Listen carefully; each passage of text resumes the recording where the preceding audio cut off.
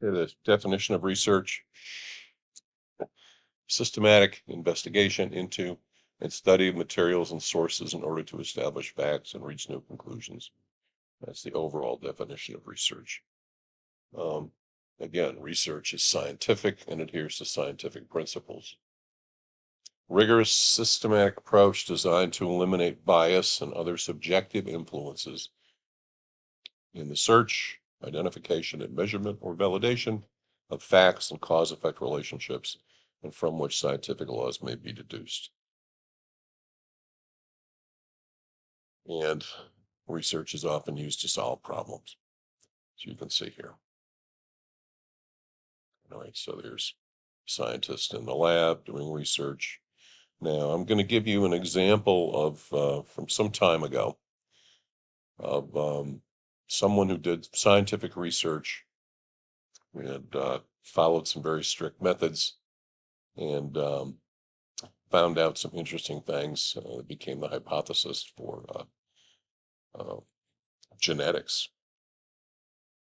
And I'm doing this because I just want you to keep the idea in mind of consumer research. The quantitative primary research is as much like a lab, like what Gregor Mendel is doing, as possible. So Gregor Mendel was a friar, lived from 1822 to 1884, lived in Austria, and he used pea plants to do research on heredity. And let's take a look at what he did. All right, he was testing for 7 traits. So, like height, color of flower, and pea pods could be either purple or white flowers, and 5 other traits. So what he did with the color, purple and white, is he wanted to see which colors got passed along to the offspring of the plants, and how the whole passing along of color traits happened. So he bred purple plants with purple plants for 7 generations of plants, and he ended up finally with pure purple. White bred to white did the same thing, but what would happen if he bred a purple pea plant with a white pea plant? So what happened in generation 1 was that all the plants were purple. So his hypothesis was that purple was dominant over white as a color of the flower. Then he says selfed each purple plant. He allowed the pollen from each flower to fall on its own stigma, hence fertilizing it. The result was 929 pea seeds. He plants all 929 seeds. And what happens in the next generation is 705 purple, 224 white plants, which is a 3-to-1 ratio. And he got the same result with all the other characteristics he tested for, height, etc. So what he ends up concluding from his careful experiment, where he's testing 1 trait at a time, is when 2 traits mated, 1 trait disappears in the first generation and then reappears as 1/4 of generation 2. His explanation: there are hereditary determinants for different traits. Genes are in pairs, some are dominant and some recessive. Okay. So very careful, 1 trait at a time, very much in a lab, trying to see cause and effect, a relationship between variables. And we've been seeing a lot of political polls lately, given the election that just ran. Political poll is an example of quantitative primary consumer research. And typically at the bottom of the poll, if you see it printed somewhere on a website or whatever, gives the source. That should give you the dates it was conducted and it should give you the sample size and also the possible variation in the result.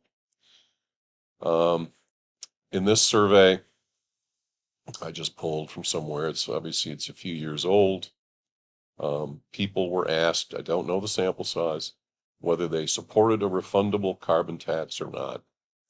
And at this point, most people supported.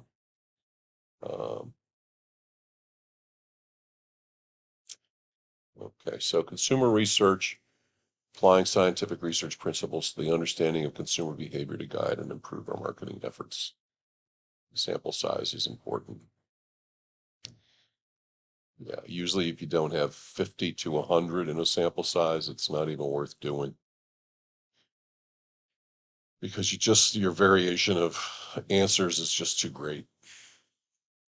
All right, so again, secondary data, primary data. Secondary data already exists somewhere. It's collected for another purpose. Primary data consists of information collected for the specific person at hand. So secondary research you'll find in the library. Primary research you're going to do yourself. And typically when you are doing any kind of analysis of what's going on with a business or a brand, or really for just about any question you're trying to figure out the answer to, you want to get as far as you can with the secondary research. Here at FIT, you're lucky enough to have access to the Gladys Marcus Library, which has got lots of research databases, lots of information about companies and trends and marketing, advertising, and fashion, if you're into that. So, secondary research, right? So, for example, for your team project, what can you find out about um, the hair care shampoo market in the US specifically? What are the trends? Is it going up or down? Was it affected by COVID, for example? Do people wash their hair less? And are they back to pre-COVID levels now? What segments within the category are growing? Are the more natural products or organic products growing more? Is it cruelty-free products? Is it, what types of products are growing more? Is there a movement within the overall shampoo business towards certain kinds of products that offer certain kinds of benefits? This can all be found in Gladys Marcus Library. You can even find the key, what's going on with Procter & Gamble shampoos.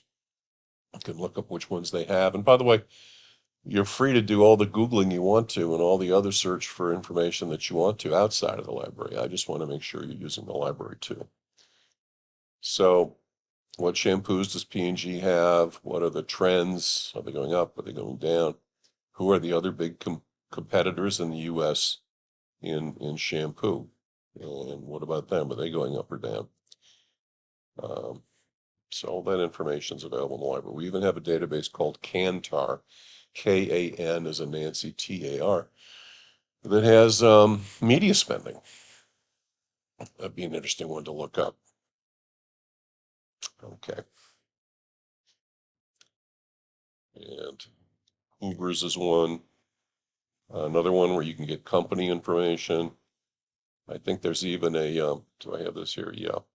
They just acquired a database in the library called Privco or Priveco, search engine for private company data.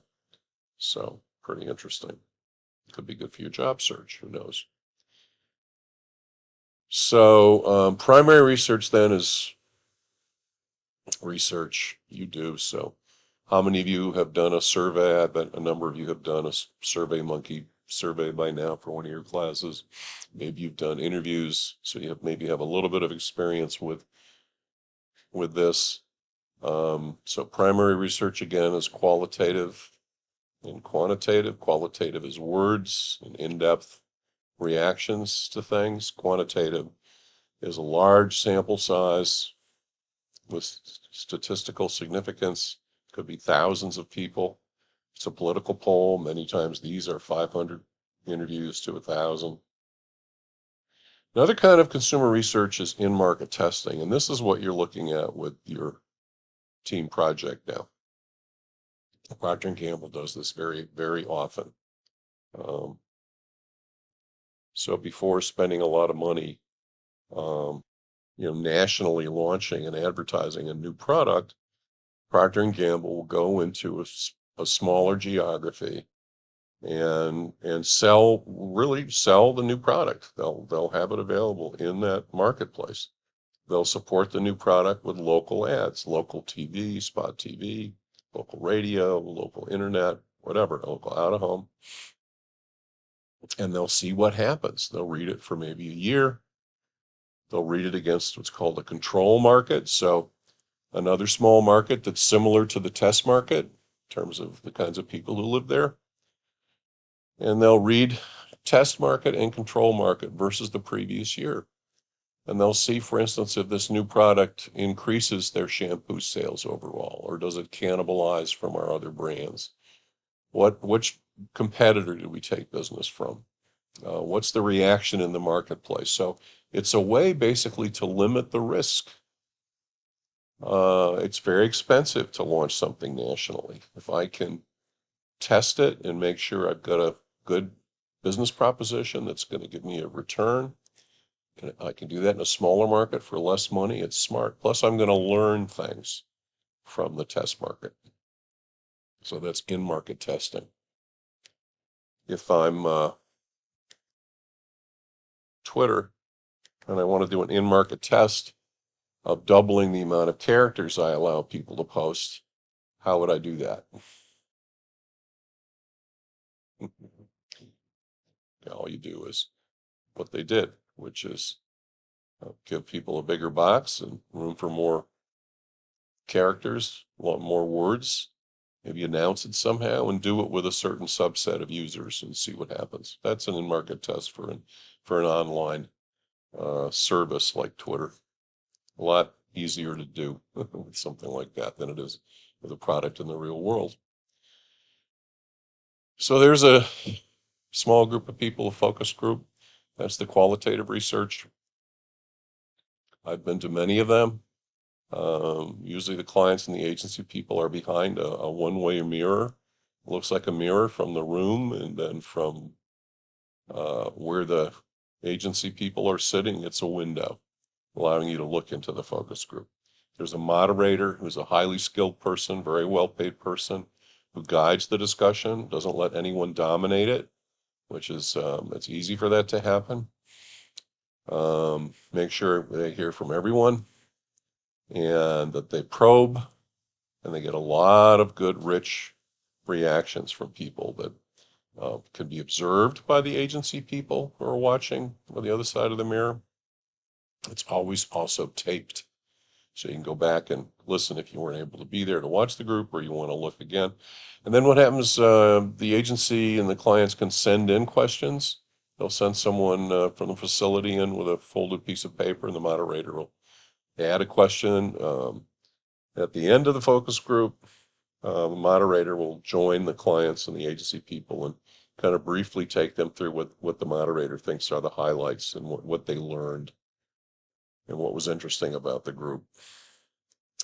I've got a little piece on focus groups now, a little video, so I'm going to stop, play the video.